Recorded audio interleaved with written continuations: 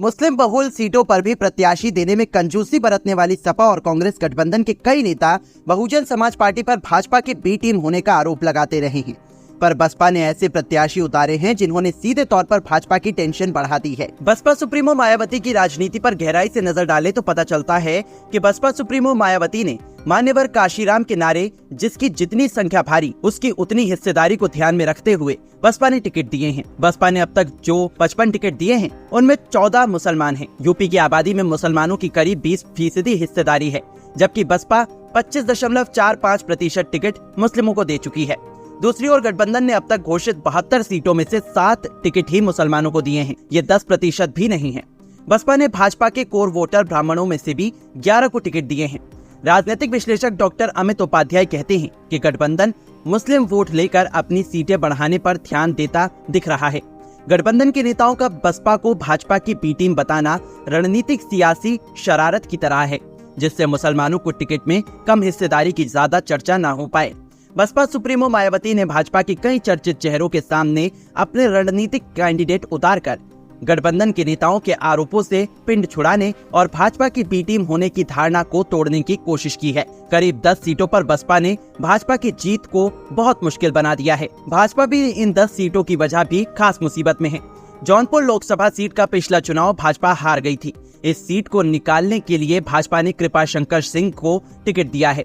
कृपाशंकर महाराष्ट्र में कांग्रेस सरकार में मंत्री रहे और मूल रूप से जौनपुर के ही रहने वाले हैं। अब मायावती ने ठाकुर समाज के ही बाहुबली धनंजय सिंह की पत्नी श्रीकला सिंह को टिकट दे दिया है। धनंजय सिंह जेल में हैं। श्रीकला जौनपुर जिला पंचायत के अध्यक्ष हैं। समाजवादी पार्टी ने यहां से बाबू सिंह कुशवाहा को टिकट दिया है। एक जमाने में बाबू सिंह मायावती के आंख कान होते थे। श्रीकला सिंह को मैदान में उतारकर बसपा सुप्रीमो ने यहां भाजपा और सपा दोनों के कैंडिडेट्स को एक कड़ी चुनौती में डाल दिया है। मेरठ में भाजपा ने अपने सिटिंग सांसद का टिकट काटकर टीवी सीरियल रामायण में राम की भूमिका निभाने वाले अरुण गोविल को प्रत्याशी बनाया है। भाजपा त्यागी समाज को अपने समर्थन में मानती रही है। कई त्यागी नेताओं को महत्वपूर्ण पद और प्रतिष्ठा से नवाजा है। मायावती ने मेरठ से देवव्रत त्यागी को प्रत्याशी बनाकर भाजपा के कोर वोट बैंक में सेंध लगाने की चाल चलकर टेंशन बढ़ा दी है। बस्ती में भाजपा ने अपने सिटिंग सांसद हरीश द्विवेदी को फिर से टिकट दिया है। बसपा ने ब्राह्मण समाज से ही दयाशंकर मिश्र को टिकट देकर भाजपा को परेशानी में डाल दिया है।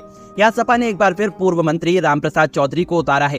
चौधरी बसपा सरकार में मंत्री हुआ करते थे और मायावती के खास लोगों में गिनती होती थी, लेकिन यहाँ पर भाजपा प्रत्याशी से ज्यादा चर्चा बसपा के प्रत्याशी की हो रही है। आजमगढ़ में सपा मुखिया अखिलेश यादव के चचेरे भाई धर्मेंद्र यादव मैदान में हैं। भाजपा ने यहाँ से अपने मौजूदा सांसद निरहुआ को उतारा है। यहाँ राजभर समाज की अच्छी तादाद है। इस समाज को साधने के लिए भाजपा ने ओम प्रकाश राजभर की पार्टी सुभाषपा से गठबंधन किया है, पर बसपा ने अपने पूर्व प्रदेश अध्यक्ष भीम राजभर को आजमगढ़ से उतारकर भाजपा के सभी समीकरण बिगाड़ दिए हैं। वहीं मुजफ्फरनगर में बीजेपी उम्मीदवार संजीव बालियान के सामने बसपा ने दारा सिंह प्रजापति को मैदान में उतार दिया है। लिहाजा बीजेपी के उम्मीदवार संजीव बालियान की चुनौतियां बढ़ गई हैं। मुजफ्फरनगर में मायावती ने 2013 के दंगों के बारे में बात की और बताया कि ये समाजवादी पार्टी देखरेख में हुआ था। मुजफ्फरनगर जिले में हमने कोई भी दंगा फसाद आदि नहीं होने दिया।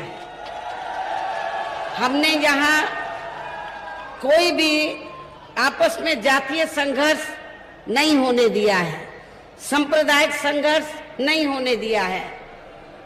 सपा जब पावर में थी तो यहाँ जो बरसों से जाटों में और मुस्लिम समाज के लोगों में जो भाईचारा पैदा था, तो सपा की सरकार में उस भाईचारे को तोड़ा गया।